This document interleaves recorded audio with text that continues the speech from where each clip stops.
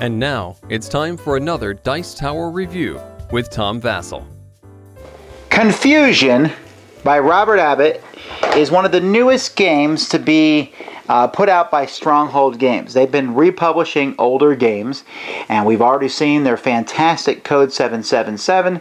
We've seen their fantastic Survive, and now we see their very fantastic Confusion. This is a game for people who like deduction, who like logic. Yeah, there's a spy theme thrown in, but of course, like a lot of themes, it's not completely necessary to the game. But it is definitely a game. Oh, it's two-player, but it is amazing.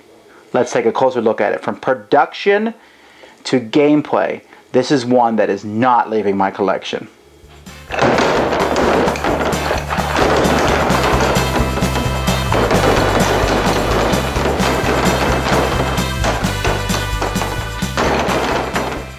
Here's the board of the game. It has a Soviet versus U.S. theme, Cold War theme here. One side plays Russia, the other side plays America, but they are functionally identical. What you're doing in this game is you're trying to get one of your people to get the briefcase and then get across the board with that briefcase. Now, if you notice, each person has several pieces in front of them, and at the beginning of the game, and these are really nice pieces, by the way, they are taking these backlight pieces and they are putting them inside here randomly so that they don't know which piece is inside which of their pieces. So I know this is an N, but I don't know that it can move 2 spaces towards my opponent and 2 spaces in any direction. I don't know that.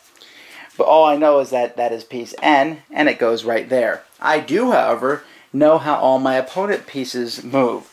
I can see, for example, that this piece can move 1 space in any direction. I can see that this one here with the question mark is actually on my team. He's the double agent.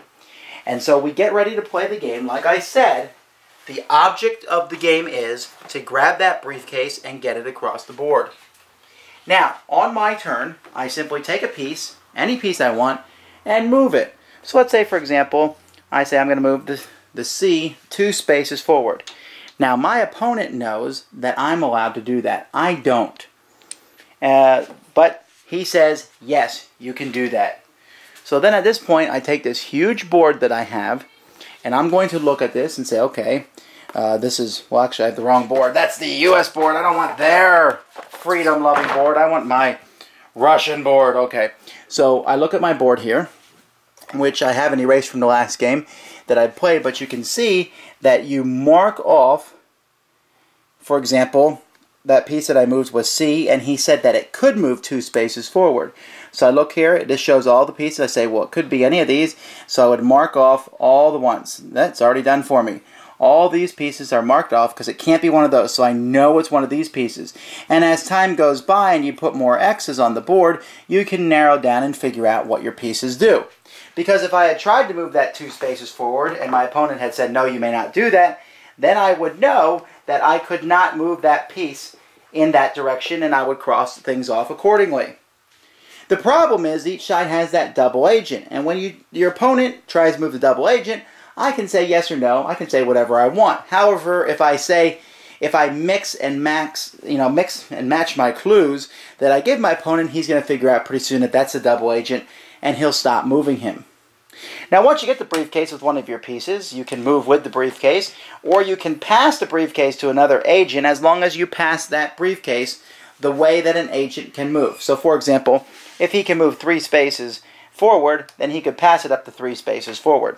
By the way, if it says you can move 3 spaces forward, you could also move 1, 2, or 3, not just 3 only. If there are a few pieces, let's see if I can find one, who, here we go, this one here, who have a little crown on the bottom of them. If that piece makes it to the other side of the board, I will then flip that piece over, and that piece becomes a piece that can move 2 spaces in any direction.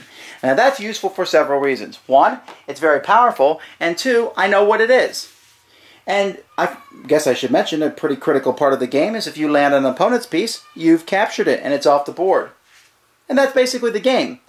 Now the game has a lot to do with these boards because I'm not only am I keeping track of all my spies and what they are. I'm keeping track of what my opponent knows about his spies. And that's critical because I know what his pieces are, but I want to know if he knows where they are. And so if I move here and he can kill me, I want to know if he knows he can kill me or not. Because if he does, then I'm just giving up my spy. But if he's not sure, then he's going to have to take a risk, and I may take that risk. And so there's a bunch of logic and deduction and bluffing, and knowing how to use this piece here, the trader, can be pretty critical.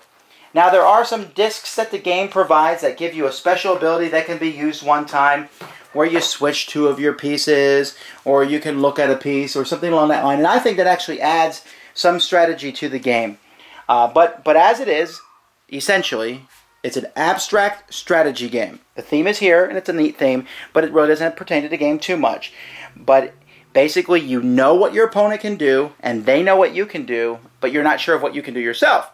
And you find that out through deduction. There's a lot that I can say about this game that I just love. I mean, the box is hefty. Those pieces are chunky, and it's just superb production. The markers, the boards, the big boards, you can stand it up in front of you, peek over it, And, of course, while the theme's not important, there's nothing wrong with talking about how you're going to crush American imperialism or defeat those communist jerks. But the things that can happen, trying to figure out what your pieces are, that's half the game, and then maneuvering them correctly is the other half. So it's half deduction and half playing a good abstract game, and I love it. It's probably my current favorite deduction game that I've played. It's so interesting and so intriguing. I guess there's some downside to the fact that it's only 2 players, while other deduction games often have more people, but still, it's entertaining enough. I really like it. Okay, I won't lie and say the production doesn't help, and that the theme, as pasted on as it is to some degree, I like that too. And but man, after I was done playing it, I want to play it again right away. And even now talking about it, I want to play it again. It's just a fascinating, great 2-player game. You've got to check it out. Thanks for joining us today. For more written, audio, and video reviews, as well as the #1 board game podcast, check out the website at www.thedicetower.com. Until then, this is Eric Summerer, and you've been watching The Dice Tower.